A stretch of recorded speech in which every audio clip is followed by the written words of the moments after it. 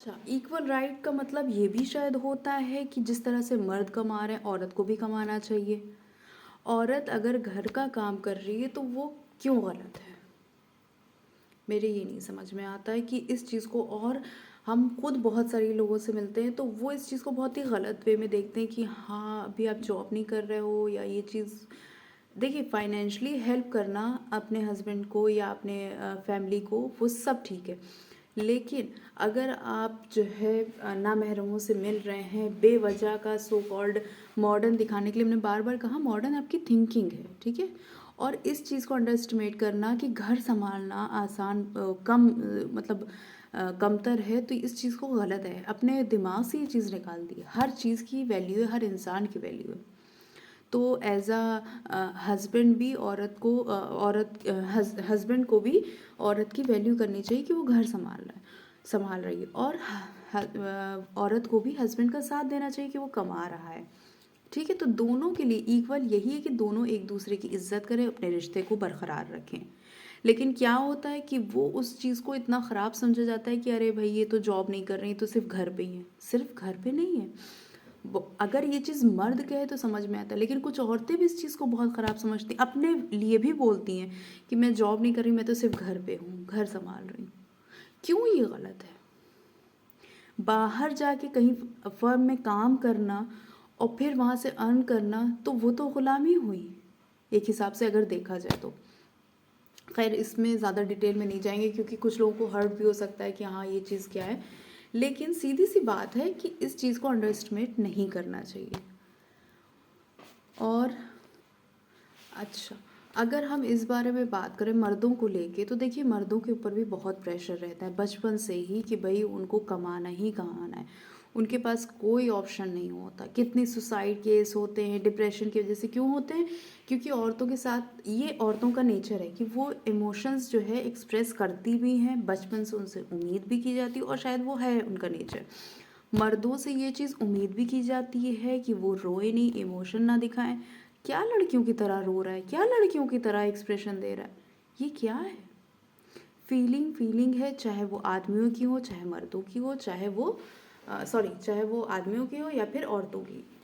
It doesn't matter कि वो आदमी है या लड़का है, तो वो रो नहीं सकता या अपनी फीलिंग नहीं जाहिर कर सकता। तो खैर, हम यही कह रहे थे कि जैसे हम देखते नहीं हैं, अब अगर हम बेरोज़गार कहेंगे तो आपके दिमाग में क्या आएगा? सबसे पहले एक आदमी की ही आएगा कि हाँ, आदमी ही बेरोज़गार हो सकता है। कभी कोई लड़की आपकी नज़र में नहीं आएगी कि वो बेरोज़गार है। तो आप समझिए, इसी चीज़ से, इसी थिंकिंग के समझ लीजिए कि मर्दों के ऊपर भी कितना प्रेशर रहता है। और अगर आप मेरी बात से सहमत हैं तो कमेंट सेक्शन में बताइएगा कि हाँ, आपको मेरी बात सही लगती है, या अगर असहमत है तो भी आप कमेंट सेक्शन में बता सकते हैं। नेक्स्ट टॉपिक क्या है? नेक्स्ट इसी से रिलेटेड है कि जिस तरह से मर्दों पे ये प्रेशर है, औरतों पे क्या प्रेशर रहता है कि वो बचपन से ही काम को लेके, घर संभालने, खाना पकाना, सब चीज़ों को लेके इतने परफेक्ट होते हैं कि बस उनसे उम्मीद की जाती है, अगर उनकी शादी हो गई है या शादी से पहले भी, कि घर गंदा है या हर काम, मतलब लड़की को तो आना ही चाहिए मेरी नज़र में। और जो भी, देखिए, आप हुजूर भी अपनी ज़ौजा का साथ देते थे, घर संभालने में भी, सफाई में, हर चीज़ में हेल्प करते थे, ठीक है। और उसके अलावा देखिए, ये सर्वाइविंग की चीज़ें होती हैं, तो इसमें जेंडर बाइज नहीं होना चाहिए। हमें क्या करना है, ये हमारे पेरेंट्स के लिए भी मैसेज है कि हमें बचपन से, देखिए, उससे और मैनर्स आते हैं, बच्चों को तमीज़ तहज़ीब आती है। अगर आप बचपन से ही बिना जेंडर वाइज्ड होते हुए जो चीज़ आप लड़की को सिखा रहे हैं वही लड़के को सिखाइए। सफाई, घर के काम, इंक्लूडिंग खाना पकाना भी, इसमें कोई जेंडर वाइज का मतलब नहीं है कि हाँ लड़की है तो लड़की को ही आप सिखाइए, उसी प्रेशर डालिए, नहीं। लड़के को भी वो चीज़ आनी चाहिए, ठीक है। और सबसे पहली बात, एक और मैसेज है कि कभी भी लड़कियों की शादी इस तरह से ना करिए कि बस पढ़ाई और शादी करें। हमेशा उनको इंडिपेंडेंट बनाइए। इन फ्यूचर, देखिए, हालात कोई नहीं देख के आ रहा है, जिस तरह के हालात चल रहे हैं, नॉलेज दीजिए, सब कुछ सही है, जॉब ना कराइए, लेकिन अपनी अगर कभी ज़रूरत पड़े तो वो एटलीस्ट अपनी फैमिली को सपोर्ट करने के काबिल बने। तो इतना तो आपको पढ़ाना चाहिए। किसी भी तरीके के कोई प्रेशर में आने की ज़रूरत नहीं है कि वो उम्र निकली जा रही है, ऐसा हो रहा है, वैसा हो रहा है। और ये आई थिंक इसमें लड़के वालों को भी सपोर्ट करना चाहिए।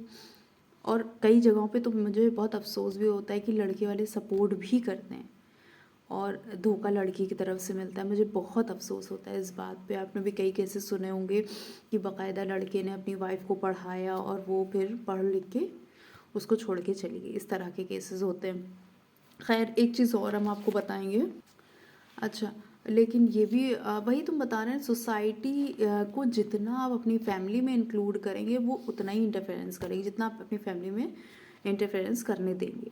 फॉर एग्ज़ाम्पल, अब लड़की है, अगर वो कमा रही है तो, और लड़का नहीं कमा रहा बाई चांस, तो सोसाइटी उसके ऊपर इतना प्रेशर डालती है कि लड़की की कमाई खा रहे हो। फॉर एग्ज़ाम्पल, लड़की भी कमा रही है, लड़का भी कमा रहा है, लेकिन लड़की ज़्यादा कमा रही है, तो लड़की को भी हो सकता है कि लड़की को भी ये गुमान हो जाए और सोसाइटी भी उन्हें कन्विंस करे कि अरे ये तुम किसके साथ हो, ये तो तुम ज़्यादा कमा रही है, तो बहुत कम कमा रहा है। इस तरह की भी थिंकिंग होती है। तो इस तरह ये हमें सोचना है, हमें अपने आप को जज करना है कि क्या ये सब चीज़ें हमारे अंदर भी हैं, हम भी इस तरह से लोगों को जज करते हैं। अगर करते हैं तो ये बहुत गलत बात है। आप कमेंट सेक्शन में बताइएगा कि इस तरह की बातें क्या हमारे अंदर भी हैं। अपने आप को टटोलिए।